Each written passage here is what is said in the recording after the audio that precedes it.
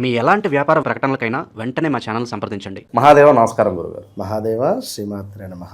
గురుగారు, సంక్రాంతి పండుగ మన తెలుగు వారందరికీ చాలా పెద్ద పండుగ. అయితే ఈసారి ఆ డేట్స్ విషయంలో కాస్త కన్ఫ్యూజన్ అయితే నెలకొందనమాట. భోగి, సంక్రాంతి, కనుమ ఏ డేట్స్లో వచ్చాయి కాస్త కన్ఫ్యూజన్ ఉంది. అలాగే మరి పండగ పూట మనకి సంవత్సరం మొత్తం కూడా కలిసి రావాలంటే ఎటువంటి పరిహారాలు చేసుకోవాలి, అలాగే ద్వాదశ రాశులు వాళ్ళందరూ కూడా ఎటువంటి పనులు చేయాలి, ఎటువంటి పనులకు చాలా దూరంగా ఉండాలి, మీ మాటలో వివరించండి గురుగారు. తప్పకుండా అబ్బా.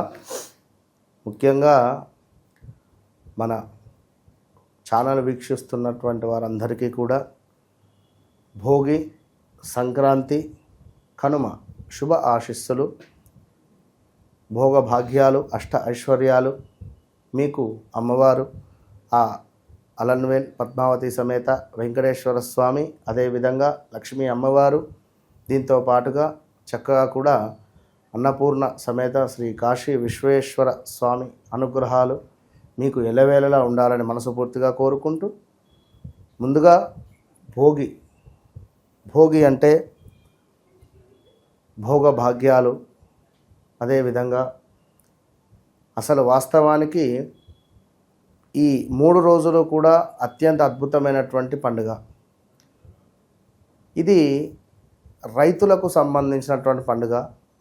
చక్కగా వారు పెట్టుకున్నటువంటి ఆ యొక్క పంటపై విశ్వాసం, ఆ పంట ఇంటికి తెచ్చుకోవడాలు చక్కగా ఇదే రోజులలో అవ్వడము ఎంతో విశేషము. కొన్ని ప్రాంతాలలో ఎడ్ల బండ్ల పంద్యాలు లైక్ అవి కూడా ఉంటవి. అదేవిధంగా భోగి పండుగ ఒకరోజు ముందు అటు, ఒకరోజు ముందు ఇటు అనేటువంటిది ఎప్పుడూ వస్తూ ఉంటుంది. ఏదేమైనప్పటికీ కూడా సూర్యుడు ప్రతి నెలలో ఒకసారి సంచారం చేస్తూ ఉంటాడు. నెలకొకసారి ఒక రాశి మారుతూ వెళ్ళేటువంటి క్రమంలో దక్షిణాయనము, ఉత్తరాయణము ఇవన్నీ కూడా ఉంటాయి. మనకు ఎగ్జాక్ట్లీ 15వ తారీఖు, 14వ తారీఖు ట్రావెల్ మొదలైనటువంటి సూర్యభగవానుడు 15వ తారీఖు కల్లా కూడా మకరంలోకి ప్రవేశించేటువంటి క్రమంలో దీనిని ఉత్తరాయణ పుణ్యకాలంగా చెప్పబడుతూ ఉన్నది ఈ రోజు నుండి. కనుక మరి ఈ యొక్క ఉత్తరాయణ పుణ్యకాలము అంటే దేవుళ్లకు ఒక మేలు కొలుపు. ఉత్తరాయణం అంటే ఇక్కడ మన బాడీలు కానీ, మన శరీరాలు కానీ, మన వ్యవస్థ కానీ చాలా ఫాస్ట్గా ఉంటుంది. 6 నెలలు చాలా ఫాస్ట్గా ఉంటుంది. మరి ఇట్టి సందర్భాలలో సూర్యుడు 6 నెలలు దక్షిణాయనంలో, 6 నెలలు ఉత్తరాయణంలో ప్రయాణం చేసేటువంటి క్రమము.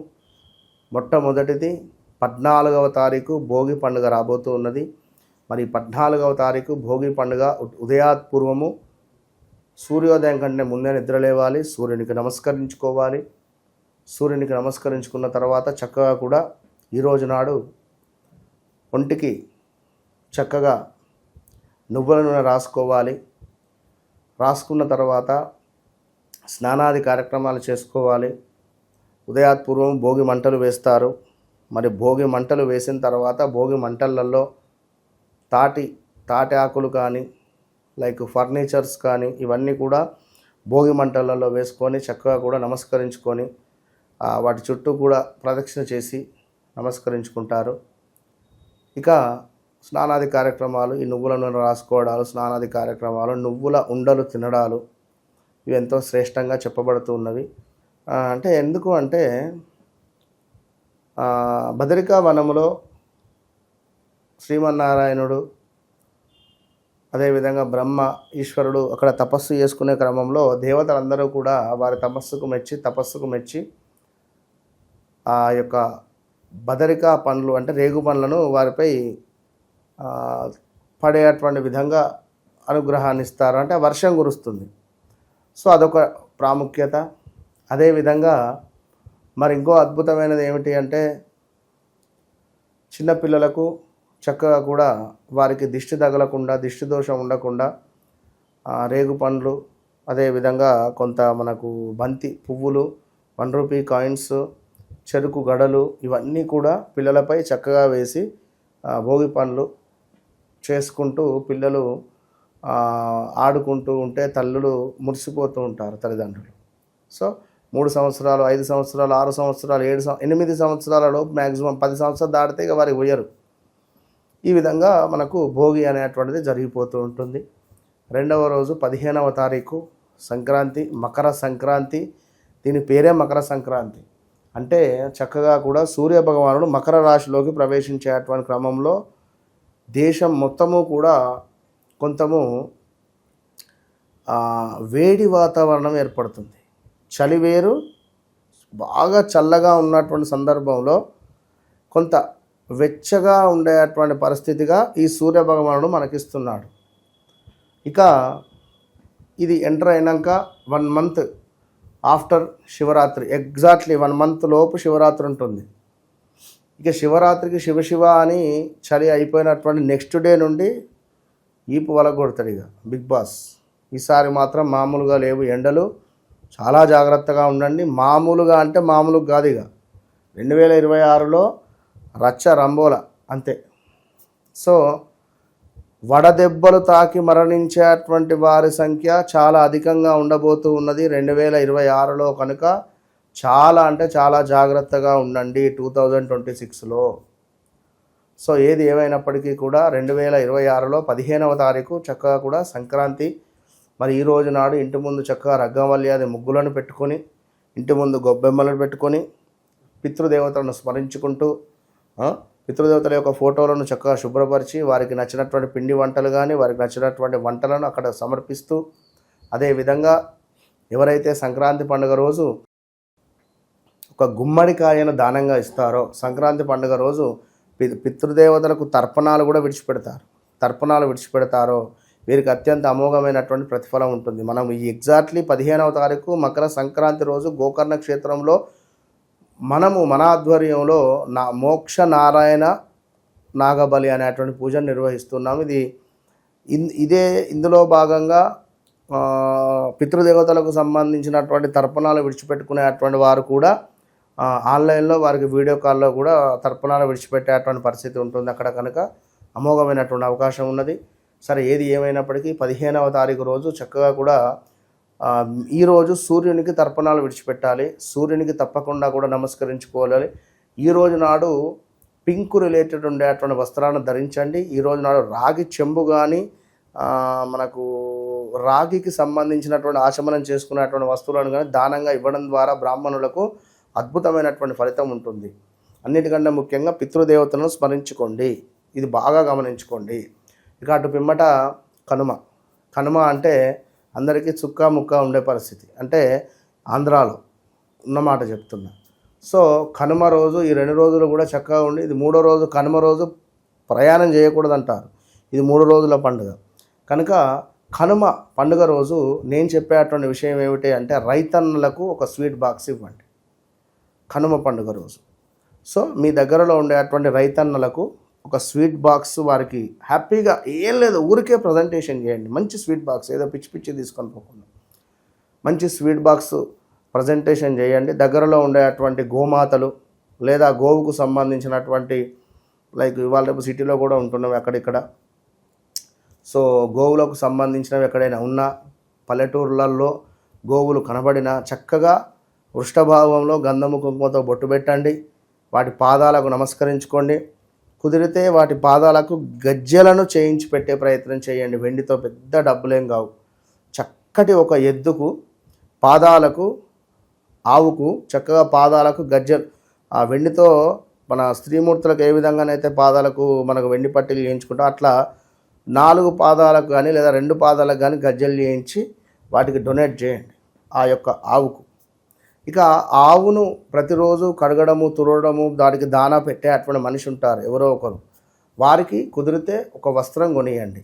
ఈ కనుమ రోజు కాలభైరవ స్వామికి తప్పకుండా కూష్మాండ దీపం పెట్టండి ఉదయాత్పూర్వమే.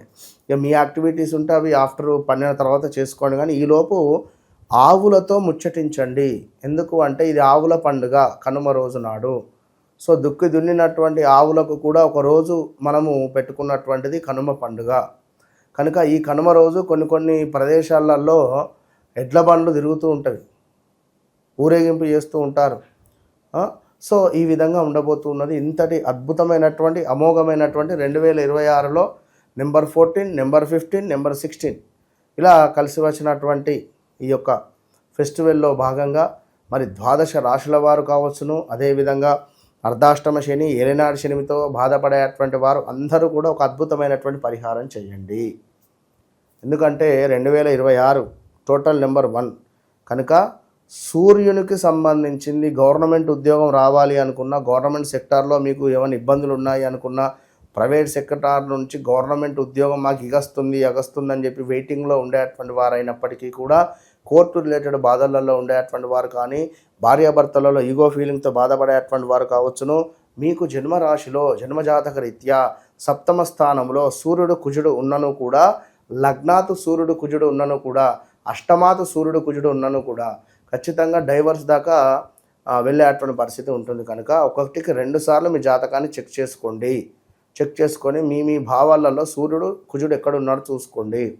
ఇక అద్భుతమైనటువంటి విషయం ఏమిటంటే ఈరోజు తప్పకుండా కూడా 15వ తారీఖు రోజు కుదిరితే ఒక దంపతులకు భోజనం పెట్టండి. బ్రాహ్మణులకు భార్య భర్త వారిద్దరిని కూడా చక్కగా పార్వతీ పరమేశ్వరుడుగా ఊహించుకోండి, లేదా విష్ణు మహాలక్ష్మిగా అనుకొని వారిద్దరిని పిలిచి తప్పకుండా ఇంట్లో ఆతిథ్యాన్ని అందించి తాంబూలాన్ని ఇచ్చి పంపించండి. ఇది నెంబర్ 1. నెంబర్ 2, ఈ రాశి ఆ రాశి అని కాదు, ద్వాదశ రాశుల అందరికీ సూర్యుని యొక్క బలం కావాలి. ఈ సూర్యుని యొక్క బలము మకరంలో ఉన్నప్పుడు సూర్యుడు అద్భుతంగా ఉంటాడు. కనుక ఈ రోజు నాడు ఖచ్చితంగా మీ 3 రోజులలో ఏదన్నా ఒక్క రోజు నాడు ద్వాదశ రాశుల వారికి సంబంధించి కోతులకు అరటి పండ్లను మీరు ఎక్కడైనా కోతులు కనబడితే అరటి పండ్లను ఇచ్చే ప్రయత్నం చేయండి. అరటి పండ్లు తినిపియండి కోతులకు. ఇక 3వ విషయం, ఎవరైతే ద్వాదశ రాశుల వారు ఈ యొక్క మకర సంక్రాంతి, భోగి, కనుమ రిలేటెడ్ తప్పకుండా పిల్లలు, చిన్న చిన్న పిల్లలు ఎక్కడైనా ఉన్నట్టుంటే వారికి బట్టలు కొనియడం కానీ, అనాథాశ్రమాలలో వారికి ఏమైనా ఫుడ్ డొనేట్ చేయడం కానీ, ఏదైనా వృద్ధాశ్రమాలలో ఒక పూట భోజనం పెట్టించడం కానీ, వారికి ఏమైనా వస్త్రాలు కొనించడం కానీ, మొన్న మన ఆధ్వర్యంలో చెప్పుకొని నేను కానీ చెప్తున్న ఫోటోలు కూడా నేను ఇస్తాను. ఒక వృద్ధాశ్రమము చక్కగా కూడా వాసవి వృద్ధాశ్రమంలో ఒక దగ్గర మనదేమిటి బ్లాంకెట్లు, అదేవిధంగా వారికి ఒక పూట తినడానికి ఇవన్నీ డొనేట్ చేస్తే, సబ్బులు ఒక 1 మంత్ వారికి సరిపోయేటువంటి సామాన్లు అన్నీ కొనిస్తే ఎంత బాధ అనిపించింది అంటే గుడ్డల నీళ్ళు తిరిగినాయి నాకు. అరే అనిపించింది. ఎందుకంటే మన మనసు కదలాలి. ఏదన్నా రెమెడీ చేస్తే మన మనస్సు, అంటే అది రెమెడీ అని కాదు కానీ మనస్ఫూర్తిగా ఇవ్వబుద్ది నాకు. ఏదైనా చేస్తే మన మనసు అనేటువంటిది చలించాలి. సో నేను చెప్పానని ఎవరు చేయకండి, మీరు ఫీల్ కండి. అయ్యో ఎవరైనా బ్రాహ్మణులు ఉన్నా, ఎవరైనా ఉన్నా కూడా వారిని మా సొంత ఆడపడుచు అనుకుంటారో, అన్న అనుకుంటారో, తమ్ముడు అనుకుంటారో, వారికి పిలిచి అన్నం పెట్టండి. చక్కగా కూడా అన్నం కాదు, అన్న ప్రసాదంగా ఇవ్వండి. అన్నపూర్ణ అమ్మవారు చాలా సంతోషిస్తుంది.